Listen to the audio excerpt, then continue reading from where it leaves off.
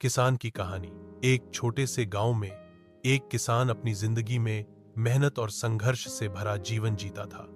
उसका नाम रमेश था। वह दिन रात अपने खेतों में काम करता था, जमीन को उपजाऊ बनाने के लिए खून पसीना बहाता था।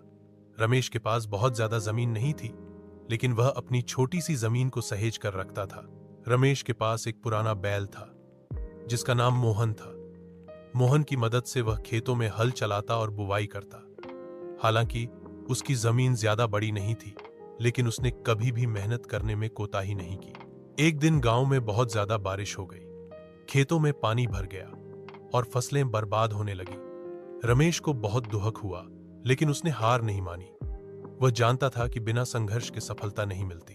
अगले कुछ दिनों में उसने अपनी फसल की सफाई और देखभाल में जुटकर फिर से बुवाई शुरू की। उसके गांव वाले उसकी मेहनत और लगन को देखकर हैरान थे। वे सब उसे कहते, रमेश भाई, तुम तो मानो किसी को छूने से भी डरते नहीं। तुम हमेशा संघर्ष करते हो। समय बीतता गया और अगले साल जब फसलें लहलहाने लगीं, तो रमेश ने अपनी मेहनत का फल पाया। उसकी फसल बेमिसाल थी। सपने की कहानी। एक गरीब लड़का रोज आसमान देखता और सोचता, मैं उड़ूंगा। एक दिन उसे एक पुरानी किताब मिली जिसमें लिखा था, ज्ञान से पंख लगते हैं। वह दिन रात पढ़ता रहा। वर्षों बाद वह पायलट बना। उसका सपना पूरा हुआ। अब वह सच में उड़ता था।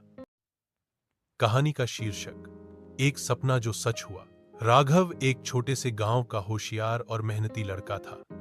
उसके पिता एक किसान थे और परिवार की आर्थिक स्थिति बहुत अच्छी नहीं थी। गांव में केवल एक सरकारी स्कूल था जहां पढ़ाई के साधन सीमित थे, लेकिन राघव का सपना बड़ा था। वह डॉक्टर बनना चाहता था। एक दिन गांव में एक समाज सेवी संस्था के सदस्य आए। उन्होंने बच्चों की प्रतिभा को पहचानने के लिए एक परीक्षा रखी। राघव ने उसमें भाग लिया और सबसे अच्छे अंक प्राप्त किए।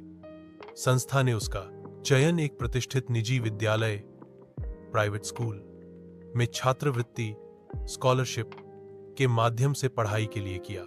राघव जब पहली बार उस निजी विद्यालय पहुंचा तो वह चकित रह गया। वहां की बड़ी बड़ी इमारतें, पुस्तकालय, विज्ञान प्रयोगशाला, कंप्यूटर लैब और अनुशासित वातावरण ने उसे बहुत प्रभावित किया। लेकिन शुरुआत आसान नहीं थी। वहां के छात्र अंग्रेजी में धारा प्रवाह बोलते थे और पढ़ाई का स्तर बहुत ऊंचा था। राघव को कई बार निराशा हुई, लेकिन उसने हार नहीं मानी। वह दिन रात मेहनत करता, अतिरिक्त अभ्यास करता और अपने शिक्षकों से मार्गदर्शन लेता।